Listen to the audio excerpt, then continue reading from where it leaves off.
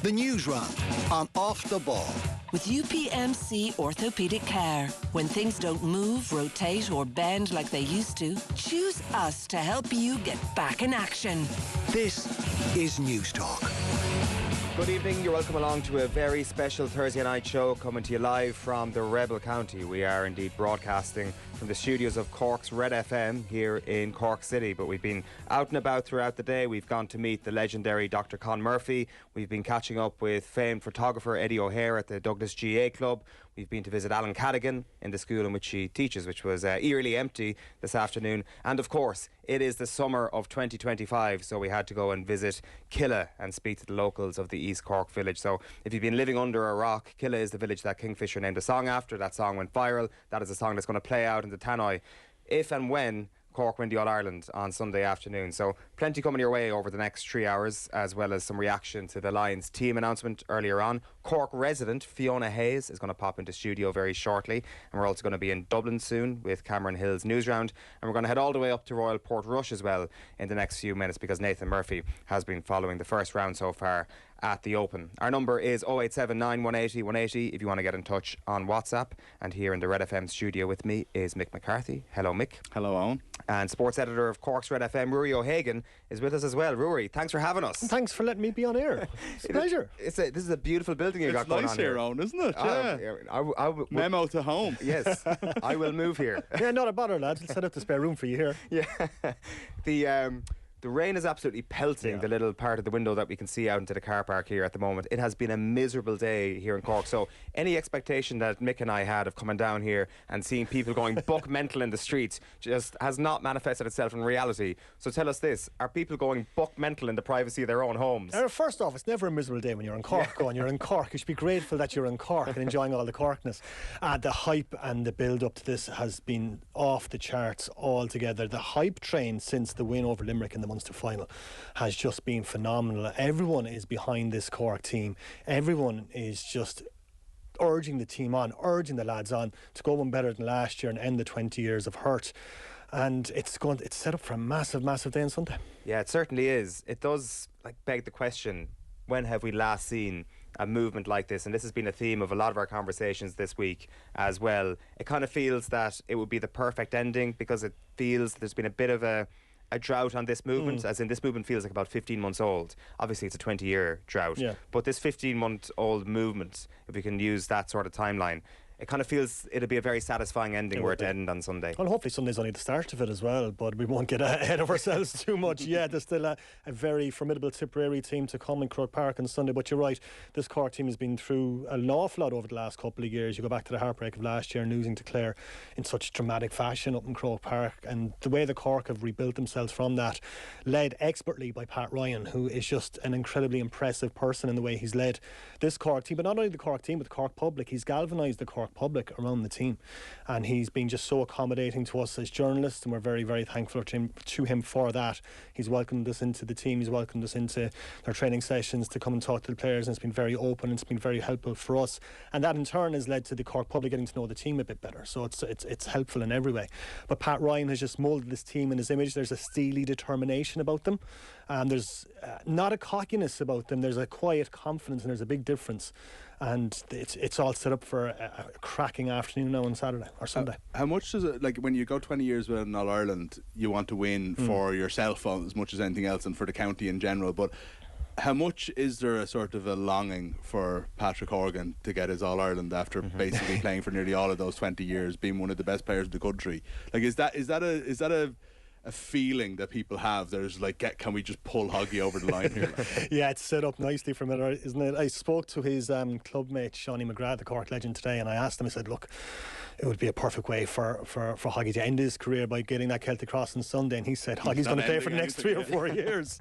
Hoggy's he's one of the fittest players out there, and he looks like he'd go another couple. But you're right, for him to be the symbol of this Cork team over the last couple of years, and for him to be arguably the best player in hurling over the last couple of years, it would be a shame for him to not have that All-Ireland win by the end of his career. I'm sure that's going to be weighing heavily on him going into Sunday. It's going to be a topic of conversation for Cork fans heading into Sunday. Is Hoggy going to get that medal? No Cork hurler in history has hurled longer for Cork without winning in All-Ireland. And you'd swear like that was some sort of mark against him. And when you think about how much he has done to bring Cork to where they have been, but they just haven't got it for one reason or another. We should say that we are going to be in Tipperary for tomorrow's show, and if you want any more of the killer goodness that you're going to hear from 8 p.m. onwards, pun kind of intended there, we had Kingfisher on Off the Ball Breakfast this morning actually, so they spoke to Colm and Jerry. You should check that out if you're looking for a little bit more, if our 8 to half 8 slot doesn't satisfy you. In terms of the ticket mania here, Ruairi, what's that been like? Worst ever? Yeah, oh God, yeah. My phone has been melting. Do you know those texts you get from fellas you haven't seen for 10 years? Hi, boy, how are you? Listen, just in case you have a spare ticket, will you bear me in mind? I was like, yeah, I'd give them to you over some member of my family if I had a spare ticket. It's impossible. As I mentioned, like the mania and the support for this Cork team is just amplified, and it's grown and grown and grown.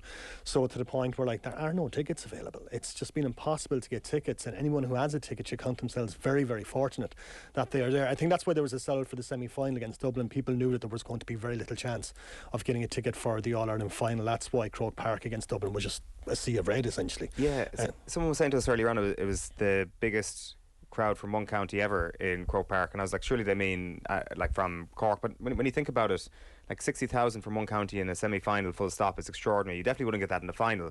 Probably was the biggest collection of one county's folk in Croke Park at one time. Must be, surely. Has to be.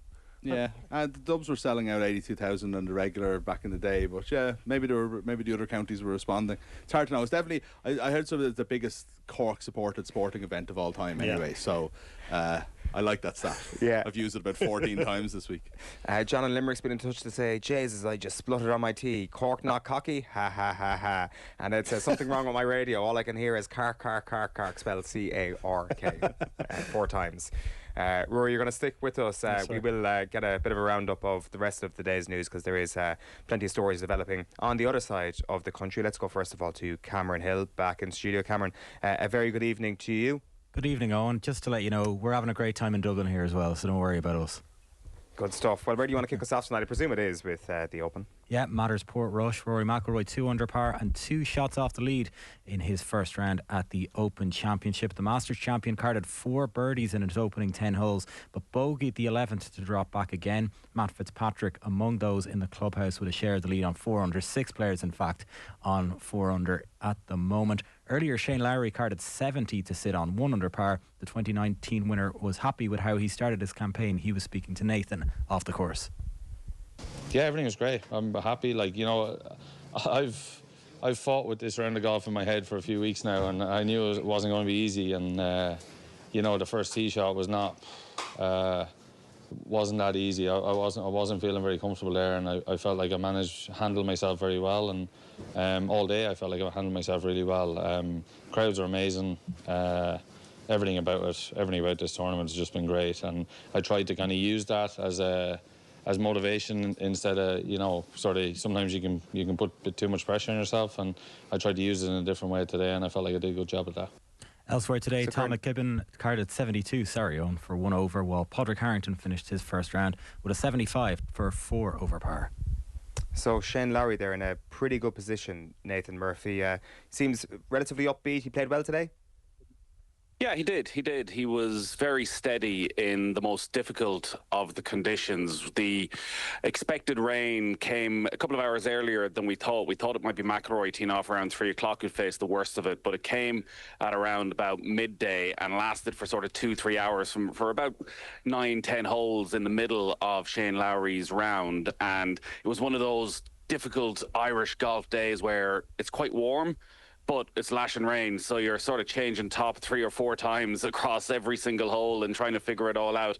But his golf was really, really steady. He just seemed in complete control of his game throughout, particularly I think the first sort of 12, 13 holes. He held a big putt on 17. The roar, I sort of moved on to the 18th and was following John Rahm's group down 18, and the roar from the 17th green was like a Sunday roar when Lowry holed his birdie putt, and then scrambled really well on 18 to save par. And I think anything under par today is probably going to have you in the top 20, and right now it's only 3 shots off the lead on what is a fairly stacked leaderboard, and a really exciting leaderboard as well. You've got everything you would want. You have Shane Lowry, you have Rory McIlroy on 2 under par, still with 6 holes to play, and you have the world number one, Scotty Scheffler, just a single shot off the lead.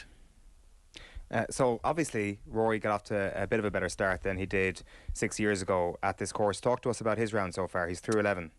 Yeah, well, it's going to be a long, long day for Rory McIlroy because he teed off at 3:10, so 4 hours ago now, and he still has over 6 holes left to play. So we're probably talking for a round that's going to end up in at least 5.5, 5.75 hours long. All of the Irish players have spoken about walking up on the first tee and the pressure from Padraig Harrington at 6:35 this morning, and he managed to get it out there onto the fairway and hold a birdie putt on the first. Unfortunately, he dropped back to 4 over par. But the crowds either side of that first fairway sort of hogging that out of bounds line for Rory McIlroy. I can only imagine how his knees were trembling when he stood up on that first tee, and he took out an iron. Didn't have the greatest connection, sort of hit it low to the left-hand side a long way back, but it wasn't as far left as it was in 2019. It stayed in bounds. He ends up 3-putting. He ended up bogeying the first hole, but since then McIlroy responded really, really well, almost holed out for an eagle on the 7th. But since then, McIlroy's managed to turn around. He had a birdie on the 2nd, birdie on the 7th. He had a brilliant birdie on the 10th. Unfortunately, gave one back in the 11th, and he's playing the 12th at the moment. He's 2 under par, so he's only 2 shots off the lead. So he is right where he'd want to be, heading towards the end of his first round. Yeah, but it looks at things, he'll do well to save par on the 12th. He's 70 feet away for a birdie. I mean, the buzz around Rory, is it on 2019 level, or has it actually been... Well, no, I mean, you've got Augusta coming into this year. It has to be on 2019 level, right? The mood and the atmosphere around... Yeah, I think if anything, Owen, it's beyond 2019. Around both Rory and Lowry, with the way that Shane won here in 2019 and the way he absolutely crushed the field. And while maybe a month ago there might have been a worry about Rory coming into this, I think he's over his slump. He seems mentally over his slump. Game-wise, he seems over it. He finished second in Scotland last week. And what we've seen from him so far today, he certainly looks like his game is in decent shape. Now, he didn't find a fairway until the 8th hole. And I'd mentioned earlier in the week, even though he was playing well last week, his driving certainly not where it was over the last couple of years. Hasn't been all season. But while we sort of go to the cliche consistently of, well, you got to find fairways on a links course, Scotty Scheffler only hit 3 fairways all day and carded a round of 69 to finish on 3 under par.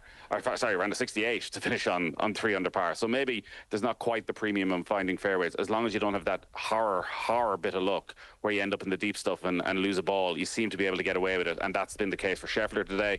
And so far today, it's been the case for McIlroy.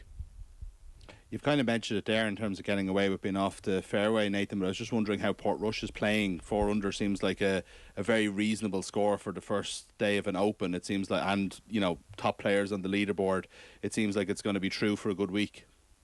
Well, yesterday when the conditions were at their absolute best, there was sort of temperatures in the low 20s. There wasn't much of a breeze. Talking to some of the players and people around them, they were saying if it was like this on one of the tournament days, somebody could shoot very low 60s, 62, 63, but it has been gusting. I was just out following McIlroy for a couple of holes there, and it is a serious gusty wind, probably as strong as it's been all day. Now, they don't have the rain to contend with that McIlroy had to contend with, so that is the protection for the course right now, particularly off those first 4 holes where it's coming in off the right-hand side towards the sea, and there's so much tight out of bounds on all of those. If you slip up at all, you're going to pay the price. So we'll see what happens with the weather over the next few days. I think potentially tomorrow, this is the one area of the country where there might be quite a bit of rain tomorrow afternoon. It'll all depend what time it comes and whether we do see some sort of an early-late divide around the scorings. It certainly seems as though the later starters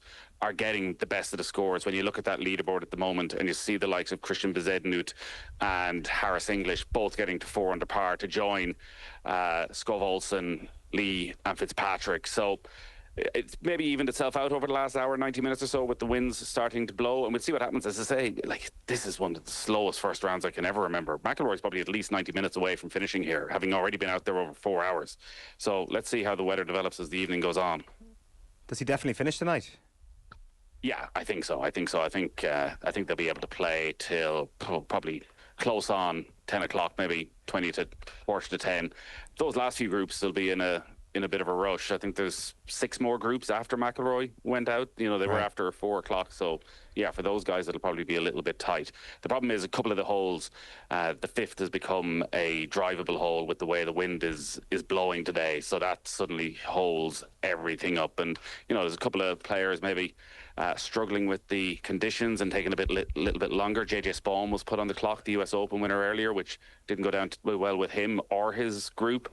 So yeah, it's a bit of a slog, particularly for the Irish fans who came out and wanted to be here to honour Padraig Harrington and be here for the first tee shot, which is 13 hours ago now. Yeah, looks like a bit of a slog for Bryson DeChambeau as well. He's 3 over par after 12 holes, so it's not all the stars are up near the top of the leaderboard, so it's really, really interesting up in Royal Portrush. Nathan Murphy, thank you very much for that. Let's get back to Dublin. Cameron Hill, you are turning to the football next. Yeah, and St Patrick's Athletic are through to the second round of qualifying for the Conference League tonight. Eoin, they beat Hegeman of Lithuania 2-0 in Lithuania this evening. Mason Melia and Cian Levy with the goals for the Saints. That means they go through 3-0 on aggregate and will face either Partizani of Albania or Kalju of Estonia in the next round. That game is underway this evening, 1-1 from the first leg. Elsewhere tonight, Cliftonville will take on St Joseph of Gibraltar from a 2-2 scoreline from the first leg. The winner of that game, of course, will face Shamrock Rovers in the next round of qualifying for the Conference League. Elsewhere today, we've Italy awaiting the winners of tonight's European Championship quarter-final in Zurich. Reigning champions England take on Sweden for a place in the last four. That kicks off at 8 o'clock. And Manchester United have reportedly made a third bid to sign Brian Mbeumo from Keith Andrews' Brentford. The offer is believed to be in the region of €81 million. United have also already signed forward Mateus Cunha and defender Diego Leon this summer. The news round, which you're listening to right now, is with UPMC Orthopaedic Care. When things don't move, rotate or bend like they used to, choose us to help you get back in action. At the Tour de France, Cameron, it was good while it lasted. Yeah, a tough day for Ben Healy. Defending champion Tadej Pogačar reclaiming the yellow jersey from him after today's stage 12 of the Tour de France. The Slovenian rider was dominant in today's mountainous stage in the Pyrenees, finishing the climb to Hautacam in 4 hours 21 minutes and 19 seconds. Healy, meanwhile, has slipped back to 11th in general classification. Well, Brian Canty, who's a member of Healy's team, EF Pro Cycling, joined the hard shoulder here on News Talk this evening, and he says Healy won't be too disappointed to have relinquished the yellow jersey after 2 days of holding it. Yeah, I saw him this morning, and he's had a very aggressive start to the race. He's really pushed hard on a few stages. He's went on long Ben Healy-esque escapades over mountains and through valleys. It's been very, very hot. There's been a lot of crashes. He's been down himself. The real race starts now. The mountains are, we're in the Pyrenees here, and there's mountains everywhere. Then we go to the Alps. It's it's a hell of a test. But I don't think he's going to be too disappointed. I mean, I think he had, know that 2 or 3 days would be his lot in the yellow jersey. The team have invested an awful lot of energy as well. I don't think they'll be too disappointed. It gives us a chance to kind of sit back, target other stages, try and go and breakaways again. Getting 8th on the general classification is no, you'd rather win a few stages than actual 7th or 8th on general classification. So I don't think we'll be disappointed tonight. Right, we'll turn our attention, Cameron, to the rugby. We've been discussing this team really for the last 36 hours, but Andy Farrell confirmed that the reported team is the team. Yes, indeed. 8 Ireland internationals will start for the Lions in the first test against Australia in Brisbane on Saturday. So fullback Hugo Keenan, winger James Lowe and scrum half Jamison Gibson Park have been named among the backs, while Dan Sheehan, Tyke Furlong, Joe McCarthy, Jack Conan and Tyke Byrne will pack down together up front. It equals the record of most Ireland players to start a Lions test that dates back to the third test in South Africa in 1938, while Josh van der Fleer and Wales's Jack Morgan are among those to have missed out on the back row selection, with Tom Curry joining Byrne and Conan in the starting team. Ben Earl is the back row option on the bench. Head coach Andy Farrell says it was always going to be tricky to select his loose forwards. I suppose that's the hotly contested one part of the side that has been talked about for quite some time, and rightly so, because of the quality that we've got there. Obviously we feel that that's the right balance for the first test. The combination of Tyke being the type of player that he is, as far as His quality in the set piece, but yet his all-round ability, either on the floor as a jackler or a ball playing six, I think complements Jack also in a similar regard. But Tom being the engine that we all know that you need in regards to Test match football. There was a good bit of uncertainty around this, but good to see some Munster representation, Ruairi, in the starting 15. Absolutely, and Tyg Byrne just epitomises Munster, doesn't he? It's fantastic to see him named in that starting 15. He's a player that Andy Farrell obviously has quite a lot of time for. And I think in that Lions team you need that Munster grit and that stand up and fight kind of attitude, don't you? So it's great to see him in the starting 15 for Saturday. Yeah, it's could we have said the same thing about the Welsh? Like, I kind of feel a little bit sorry for Jack Morgan in all of this. Kind of feels that him flying the flag for his country would have been a pretty powerful thing to tap into, but that was also a brutal competition for that jersey. It certainly was, but it was over a century, 120 years since we've had no Welsh involvement in the Lions team. Yeah, 1900 anyway, yeah. Before any of us could remember watching Lions matches on Sky Sports with Miles Harrison commentating anyway, yeah. I think that it was weird that the tour was heading the way of Tyg Byrne not playing. I felt like he was, such a linchpin going in. It seemed like it was going to be him and Itoje, and that Joe McCarthy performance that just put his hand up, and then every single pundit, every coach, everything was just like, right, he's a nailed on starter. And I don't think anybody really expected it. So we talked about this 3 weeks ago now. It was hard to see how Tyg Byrne wasn't going to be playing. He came over there as one of the leaders of the pack, so I'm not surprised that ultimately when it came to it, when they came between Cummings or whatever way they wanted to do it, whether they were going to play two open sides, which was obviously an option as well, that he went for Byrne. Yeah, for sure. Cameron, where do you want to go next? We'll continue with rugby here, Eoin, because Ulster will take on URC opponents Edinburgh in a pre-season fixture at Affidea Stadium on Friday the 12th of September. That game is going to kick off at 25-8 on that day. A couple of other stories to finish up on then. Three-time Grand Slam finalist Ange Jabeur is stepping away from tennis for her own well-being. The WTA announced today that the Tunisian was the only player in the world's top 99 who's not entered next month's US Open. In a social media post today, Jabeur confirmed she's taking a break to breathe, to heal and to rediscover the joy of simple living. Marathon world record holder Rup Chettenjet has been provisionally suspended by the Athletics Integrity Unit. It says the Kenyan has tested positive for the banned substance HCTZ in a urine sample collected back in March. She became the first woman to run a sub-2:10 race at the Chicago Marathon last year. And a 12-year-old swimmer from China has qualified for the World Aquatics Championships in Singapore. UZD booked her place through her performance at the Chinese National Championships with times that are among the fastest globally this year. Her time of 2 minutes 6.83 seconds in the 200-metre butterfly would have narrowly missed out on a medal at last year's Olympic Games in Paris.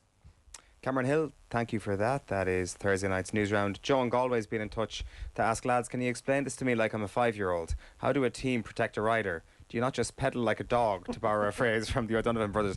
Pedalling like a dog would definitely help, but it would also help if you were allowing your main rider to be in your slipstream for as long as possible, taking turns to be at the front of your formation, and also chasing down whatever breakaways they might be. Feeding your rider, getting drinks for your rider, serving your rider is another way of protecting your rider. I'm sure a cycling expert would give you a more technical answer, but that's certainly my... But it obviously is the case because it's how it's done. But I often wondered as well, like, how wide can the slipstream be on a racer bike? Quite. I know you can formation 3 people in a triangle ahead of them and so on. Yeah, but I think it's there's a lot of it mental as well, in that you don't have to do the pushing. Yeah. It's easier to trail than to lead. There is nothing worse than cycling into a headwind, as anybody who's cycling into a headwind will be able to tell you. So once you've done that, you know exactly what every Tour de France rider is going through. Rory, before we let you go, we have to get your honest assessment of what's actually going to happen on Sunday. As I say, we're going to be heading over the border to Tip tomorrow. Does anything about their sudden arrival onto the scene this year make you a little bit nervous about what's to come? They've almost kind of come out of nowhere, haven't they? Like, Cork will fancy their chances. Of course they will. They're going to go into this as favourites, and justifiably so. You can't write off Tipperary. It's going to be a very, very close game. I'm obviously going to say Cork are going to win. It's going to be a couple of points in it, but it's going to be very, very close. And hoping it's going to be a classic, and I'm hoping Cork come out the right side of it on Sunday. Where are Cork people with tips? That's one thing we haven't talked about at all tonight. Like it's like I've often said the tip. It's like who hates them the most. You know what I mean? You could go around Munster, you could go around Kilkenny, obviously, Galway. But like where? Because it would have been when I was growing up. Like it was Cork and Tip were the dominant teams in Munster, but it hasn't been that way for ages now. So I don't know. Do Cork even think of Tip? See, the thing about being from Cork is you hate everyone equally. Right. Do you know what I mean? If you're not from Cork, you're not one of us. You know what I mean? So, look, the Cork and Tipperary rivalry, it's always been there. It's always been very, very intense. It's going to intensify again on Sunday. And a lot of those classic matches between two sides are going to be brought up again in the build-up to Sunday. And I think the Cork Tipperary rivalry will certainly be to the But do they scare you? Like, is it never played them in a final?